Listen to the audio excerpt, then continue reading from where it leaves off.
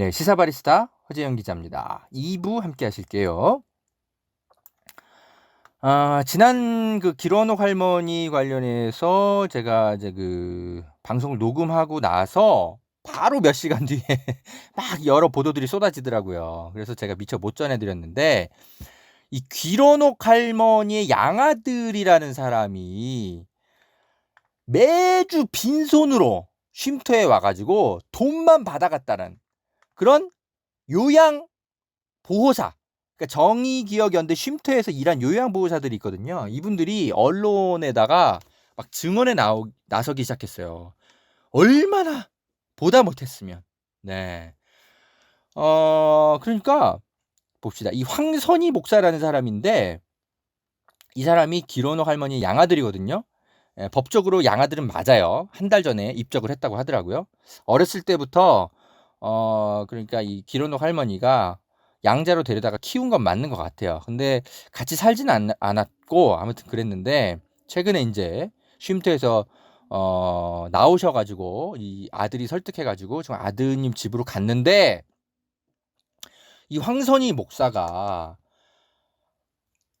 마포 그 쉼터에 들러가지고 매번 할머니한테 돈만 받아갔다라는 거예요. 그러면서 한 번도 어머니한테 생계비라든지 생활비라든지 드리고 간 적이 없다라는 거예요. 지금 여러 보도들이 지금 쏟아지고 있는데, 이 요양보호사, 이 정의기억연대 무슨 활동가가 아닙니다. 이분들은 다른 업체 소속의 요양보호사들이에요. 이분들이 이 길원옥 할머니를 오랫동안 이제 그 마포 쉼터에서 간병을 해왔는데, 봅시다. 2013년부터 최근까지 우리 길원옥 할머니를 돌본 분들이 이제 그런 얘기를 해요. 이 양아들 황 목사가 매주 마포 쉼터를 찾아와가지고 길원옥 할머니를 만나고 돌아갔는데, 매주 받아가는 돈도 굉장히 많았고 현금으로 늘 뭉칫돈을 받아갔대요. 그리고 매달 60만 원을 할머니한테 정기적으로 받아갔다고 하는 거예요. 그래서 이 길원옥 할머니가 항상 주머니에 현금이 없으면 불안해하셨다는 거예요. 아들이 오면 이제 줘야 되니까. 그래서 호주머니에다가 맨날 이렇게 현금을 채워 놓으셨다고 하네요. 그러면 일주일에 한 번씩 그 돈을 이 황선희 목사가 와가지고 거의 다 가져갔다는 거예요. 보통 우리가요, 우리 그 자식들이, 우리 대한민국의 보통 자식들이 보통 평균적으로 뭐랄까 매달 그 어렵게 그 정부 보조금으로 살아가실 정도로 그 형편이 어려우면 부모님한테 진짜 매달 생활비를 붙여드리는 게 보통의 자식들의 기본 일반적인 태도 아닙니까? 아니, 그리고 좀 돈을 못 벌더라도 최소한 명절 때라도, 명절 때나 뭐 어버이날이나, 아니면 생신 때나 이런 때 최소한 뭐 2, 30만 원이라도 돈을 붙여드리는 게 기본적으로 자식들의 보통의 모습들이잖아요. 아무리 돈을 못 버는 자식이더라도. 근데 이 황선희 목사는 한 번도 그런 게 없었대요. 심지어 어떤 요양보호사는 이런 얘기를 해요. 어머니를 뵈러 오면 보통 과일 하나라도 사와야 되는데 거의 늘 빈손으로 왔다라는 거예요. 아마도 할머니께서 돈이 없었다면 오지도 않았을 뿐 같았다. 이렇게 언론 인터뷰를 했어요. 황 목사가 그러니까 거의 평균적으로 매달 100만 원 가량씩을 길원옥 할머니한테서 받아갔다라는 거예요. 근데 길원옥 할머니가 무슨 돈이 많은 것도 아니고 맨날 그냥 무슨 여성가족부랑 서울시 지원금이랑 노령연금이랑 기초생활수급급여랑 뭐 이런 거 저런 거 합해가지고 그냥 사시는 분이거든요. 이런 할머니한테서 자기가 자식이 됐으면 돈을 오히려 드리고 가야 되는데 맨날 돈을 받아만 갔다라는 거예요. 세상에. 그리고 최근에도 한 300만 원 정도를 받아갔다라는 거예요. 그래 놓고는 이 손영미 소장한테 지금까지 우리 할머니한테 우리 어머니의 돈 관리한 거 통장 내역 내놓으라 그러고. 참. 아니 본인이나 할머니한테서 받아간 돈 어떻게 썼는지 소명하세요. 세상에. 네. 그리고 어떤 요양보호사는 할머니가 쉼터를 떠나기 전날에 분명히 요양보호사분들한테 가기 싫다고 하셨대요. 그런데 아들이 가자고 하니까 차마 거역하지 못하고 억지로 떠나시는 것 같았다. 이런 얘기를 하셨고, 그리고 할머니가 집에 안 가면 안 되냐. 내가 가라면 가고 오라면 오는 물건도 아닌데 이게 뭐 하는 거냐. 이렇게 얘기를 하셨다는 거예요. 그러니까 할머니가 약간 지금 연로하셔가지고 판단력이 많이 흐려지신 건 객관적으로 사실인 것 같아요. 예, 좀 치매까지인지는 제가 지금 잘 모르겠는데 아무튼 그래요. 그리고 제가 예전에 그 누구야 김복동 어르신하고 기로노 할머니 수년간의 그 담겨 있는 그 사적인 영상들 제가 다 봤다고 했잖아요. 기로노 할머니의 특징이 있어요. 이분은 굉장히 수줍음도 많고 약간 자기 표현력이 굉장히 좀 약간 좀 뭐랄까 좀 떨어지신다고 해야 될까요? 그게 꼭 나쁜 의미가 아니라 사람마다 다 성격이 다르잖아요. 그래서 기로노 어른은 그런 걸 잘 못하시는 분이에요. 굉장히 위대한 인권운동가이고 그러신 분도 맞지만 그러나 굉장히 성격이 굉장히 수줍음이 많으세요. 그리고 옆에 분위기에 따라서 그런 걸 그냥 좀 맞춰가시는 스타일이에요. 그래서 지금 윤미향 대표랑 지금 이용수 어르신이랑 지금 굉장히 좀 갈등이 있잖아요. 이것에 대해서도 계속 침묵하시는 이유는 기로녹 할머니의 성격이에요. 이거는. 예. 이런 거를 이렇게 나서 가지고 이렇게 탁탁탁탁 정리하시고 이러시는 성격은 아니세요. 예. 물론 나이도 굉장히 많으시고 그런 탓도 좀 있고. 그러다 보니까 이제 제가 무슨 생각이 드냐면 이 아들이라는 분이 계속 이거를 이젠 나오셔야 된다. 나랑 같이 사셔야 된다. 이렇게 막 설득을 하셨다면 어쩔 수 없이 가실 분이에요. 예. 성격이 굉장히 원만하신 분이거든요. 그런 좀 특징을 알고 이 지금 사안을 좀 보실 필요가 있어요, 여러분. 신동아 기자가 6월 23일 날 아주 또 이상한 기사를 하나 써놨어요. 기로녹 할머니를 만나가지고 기로녹 할머니 인터뷰랍시고 기사를 하나 썼네요. 돈 있으면 아들한테 주지 집만큼 좋은 데가 없어 이런 식으로 무슨 단독 기사랍시고 씹으려 놨어요. 예. 김건희 신동아 개관 기자가 21일 날 인천에 이 황선희 목사 부부가 운영하는 교회를 찾아가서 만났나 봐요. 그래가지고 기로녹 할머니를 만났는데 기로녹 할머니랑 이런 대화를 했네요. 집으로 오시니까 어떠세요? 라고 기자가 물었대요. 그러니까 길할머니가 집만큼 좋은 게 없죠. 이게 사람 사는 거지. 예, 이렇게 답을 했고 어머니께서 매달 아드님에게 돈을 주셨습니까? 라고 기자가 또 물으니까 길할머니가 나이가 먹어서 오래된 일은 기억이 안 나는데 뭐 당연히 할머니가 돈이 있으면 아들한테 주지. 아들이 돈이 얼마 없으니까. 예. 라고 답을 했다고 기사를 써놨네요. 그래놓고 기로녹 할머니가 당연히 뭐 돈이 있으면 아들한테 줘야 되는 거 아니냐 이렇게 말한 것처럼 그렇게 기사를 써놨네요. 이 조중동이 참 나쁜 짓을 하는 게 뭐냐면 지들이 언제부터 우리 위안부 피해 할머니들을 걱정했다고. 참.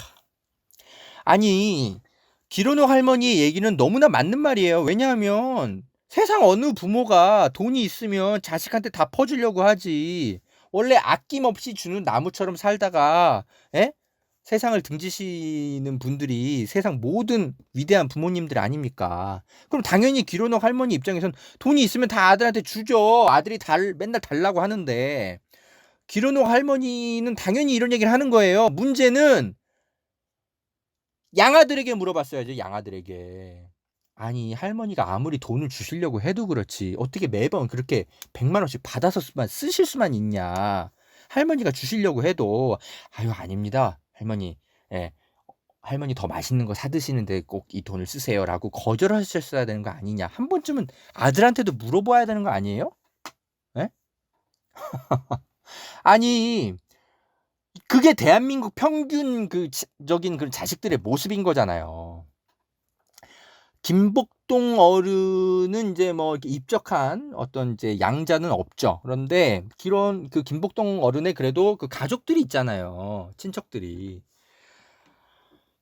김복동 어른의 나머지 재산에 대해서는 하나도 터치하지 않았어요. 그래서 김복동 어른은 나머지 그 재산 수천만 원을 그 제일조선인 학생들 장학금으로 쓰라 그러면서 김복동의 희망이라는 그 장학재단에다가 다 그거를 기부를 하고 세상을 떠나셨어요. 만약에 이 양아들이란 사람이 이렇게 할머니한테 돈을 계속 뜯어가지 않았다면 기론옥 할머니도 좋은 데다가 자신의 나머지 재산을 다 쓰셨을 수도 있죠. 그런데 그렇게 하실 수 없는 여건을 그 아들이란 사람이 만들어 온 거 아니에요. 돈을 주면 그냥 그걸 그냥 염치 없이 계속 받아갔다라는 거예요. 아니 뭐 이런 아들이 다 있어요. 직업이 없는 사람도 아니고 60 넘은 사람이. 에? 그러니까 세간에서 뭐야 이거 양아들이란 사람이 할머니를 뭐 무슨 캐시머신처럼 생각한 거 아니야? 이렇게 의심하는 거 아닙니까?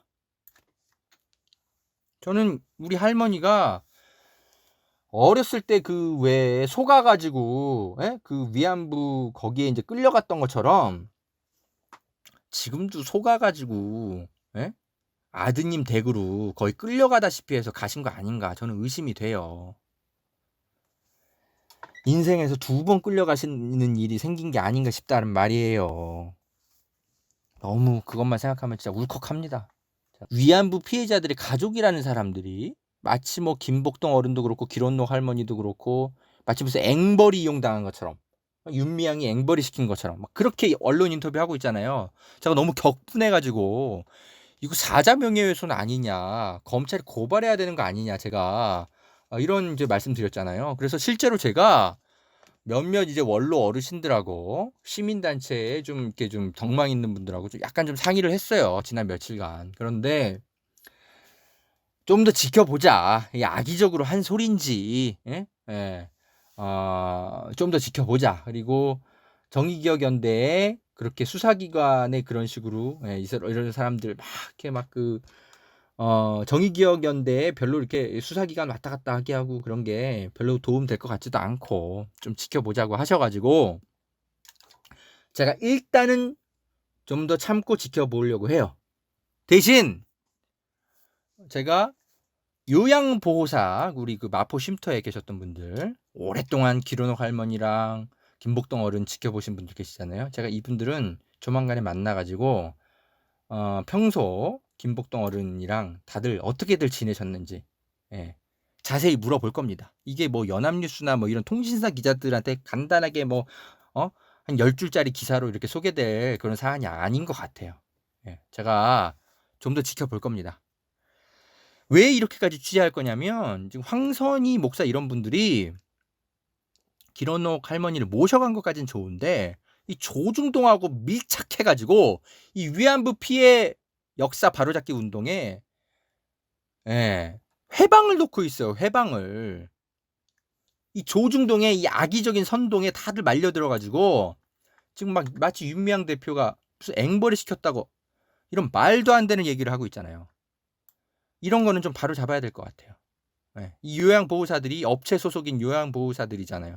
오죽 보다 못했으면 본인들이 이렇게 나섰을까. 그래서 제가 지금 협의 중이에요. 인터뷰를. 협의가 완료되면 제가 뭐 기사를 쓰든 뭐 시사바리스타에서 방송을 하든 좀 전해드리겠습니다. 우리 기론옥 할머니 얘기는 여기까지 하고요. 좀 더 사안이 좀 진척되는 게 있으면 다시 말씀을 드리겠습니다. 자, 다음 뉴스 백브리핑에서 꼭 좀 전해드리고 싶은 뉴스가 있어요. 짧게 전해드릴게요.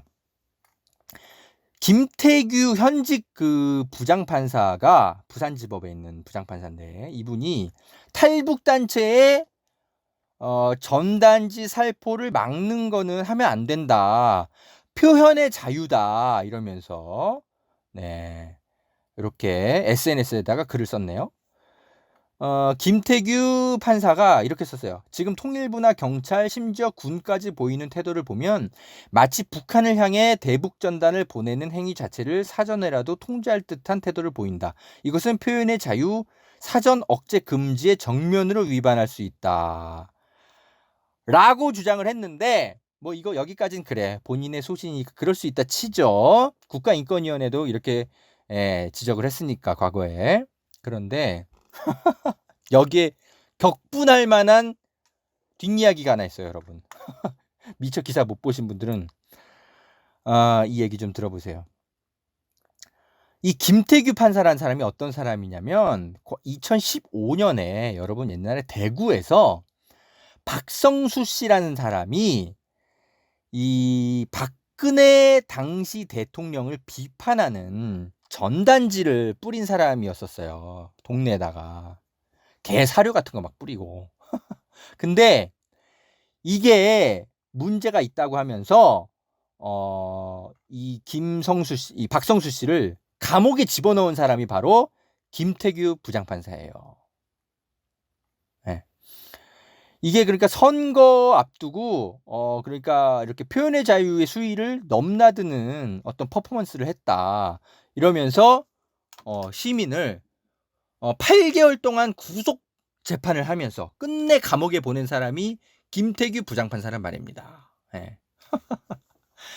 그러니까 이 보수단체가 대북전단 살포하는 것은 표현의 자유라고 옹호하는 사람이 정작 우리 대통령에 대한 이 표현의 자유는 옥죄고 무고한 시민을 감옥에 보낸 사람이 김태규 부장판사란 말입니다. 그래서 결국 이거 말도 안 되는 판결이어가지고 결국은 이 박성수 씨가 항소심에서 대법원까지 가가지고 무죄 판결 받고 나중에 다 풀려났습니다.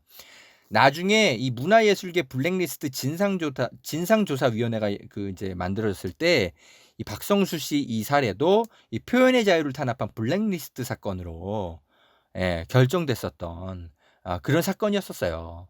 이게 청와대 지시로 당시에 이 박근혜 전 대통령 이렇게 풍자하고 막 이런 것들, 막 경찰이 막 위법하게 압수수색 진행하고 전단지 배포하는 사람들 공권력으로 무리하게 탄압하고 이런 것들이 나중에 확인됐었거든요.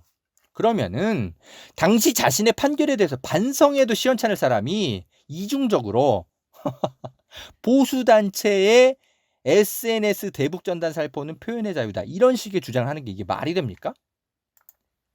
현직 판사예요. 근데 이 사람이 제가 아까 일부 방송에서 그 캄비세스 왕의 재판, 이 산채로 가죽이 벗겨지는 이 재판장, 이 그림에, 모르겠어요. 이 그림을 한국에서도 누가 다시 그린다 했을 때, 이 그림에 올라가야 될 사람 중에 하나가 김태규 부장판사가 될 수도 있겠네요. 김성수 씨는 억울해서 진짜 미치고 팔쩍 뛰는 거예요. 박성수 씨, 죄송합니다. 박성수 씨. 그래서 23일 오마이뉴스에다가 김태규 판사는 일배적인 사고방식을 가진 사람이다. 이러면서 엄청나게 비판을 해놨네요. 재판 받을 때 엄청 이분이 되게 고생을 많이 했는데 이렇게 인터뷰를 했네요. 이 김태규 판사는 나를 2015년 추가 구속까지 시켜가면서 8개월 동안 구치소에 보낸 사람이다.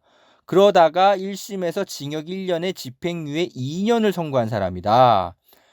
박근혜를 비판하는 전단지를 배포했다는 이유만으로 불법하게 표현의 자유를 침해한 사건의 판사다. 인권을 유린하는 판결을 내린 사람이다. 아주 독특한 정신세계를 가진 사람이다. 이러면서 인터뷰를 했네요. 그래요. 사법 헌정 질서를 이 탈북자 단체들을 위해서만 지키려고 하는 그런 판사. 현직 부산지법의 부장판사입니다. 이를 어찌하면 좋습니까, 여러분? 자, 이 뉴스까지 전해드리고요. 방송을 준비해야 할 제가 좀 많이 좀 계속 준비해드리려고 하는데 여러분 제가 김용민 TV도 출연하고 이런저런 취재도 많이 하고 또 우리 고발뉴스 이상호 선배랑 최근에 또 무슨 방송도 같이 좀 준비하고 있는 게 있거든요. 이거 여러 가지로 좀 많이 바빠지네요, 여러분. 계속 좀 열심히 그래도 노력을 하겠습니다. 자, 허재영 기자 시사바리스타는 여러분의 응원과 소중한 후원금으로 제작되고 있습니다. 늘 응원해주시는 여러분께 감사의 말씀 드립니다. 감사합니다.